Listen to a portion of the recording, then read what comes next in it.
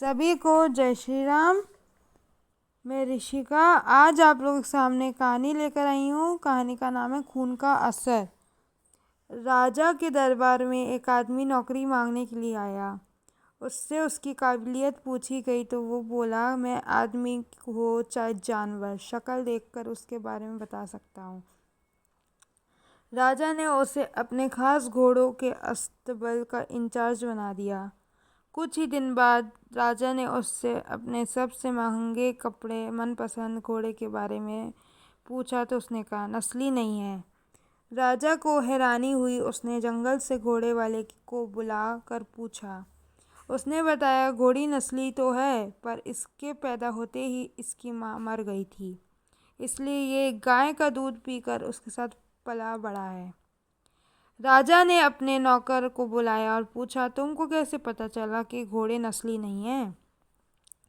उसने कहा, जब ये घास खाता है तो गायों की तरह सर नीचे करके, जबकि नस्ली घोड़ा घास मुंह में लेकर सर उठा लेता है।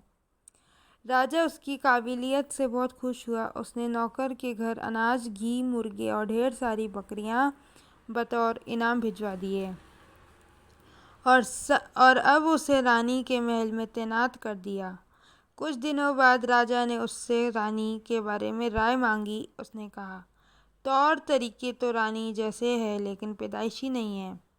राजा के पैरों तले जमीन निकल गई। उसने अपने सास को बुलाया। सास ने कहा, हकीकत यह है कि आपके पिताजी ने मेरे पति से हमारी बेटी की पैदाइश पर ही रिश्ता मांग लिया था, लेकिन हमारी बेटी 6 महीने में ही मर गई थी।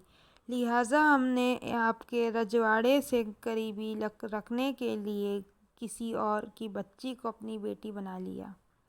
राजा ने फिर अपने नौकर से पूछा, तुमको कैसे पता चला? उसने कहा, रानी साहिबा का नौकरों के साथ सलूक गवारों से भी बुरा है। एक खानदानी इंसान का दूसरों से व्यवहार करने का एक तरीका होता है जो रानी साहिबा में बिल्कुल नहीं है। राजा फिर उसकी पारखी नज़रों से खुश हुआ और फिर से बहुत सारा अनाज, भेड़, बकरियां बतौर इनाम दी। साथ ही उसे अपने दरबार में तैनात कर लिया। कुछ वक्त गुजरा। राजा ने फिर नौकर को बुलाया और अपने बारे में पूछा। नौकर ने कहा, जान की सलामती हो तो मैं कहूँ।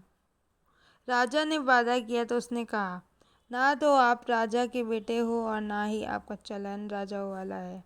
राजा को बहुत गुस्सा आया, मगर जान की सलामती का वचन दे चुका था। राजा सीधा अपनी माँ के महल पहुँचा। माँ ने कहा, यह सच है, तुम एक चरवाहे के बेटे हो। हमारी औलाद नहीं थी तो तुम्हें गोद लेकर हमने पाला। राजा ने नौकर को बुलाया और पूछा, बता भाई भोई वाले, तुझे कैसे पता चला? उसने कहा, जब राजा किसी को इनाम दिया जाता है तो हीरे, मोती और जवाहरात की शक्ल में देते हैं, लेकिन आप भेड़, बकरियां, खाने पीने की चीज़ें दिया करते हैं। ये रवैया किसी राज का नहीं, किसी चरवाहे के बेटे का ही हो सकता है।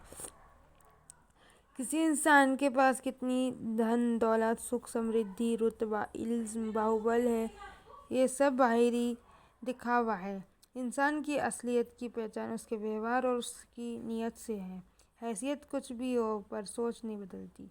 जय जय श्री राम। जय हिंद। सदैव प्रसन्न रहिए। जो प्राप्त है वही पर्याप्त है। धन्यवाद। जय हो सदा। विजय हो।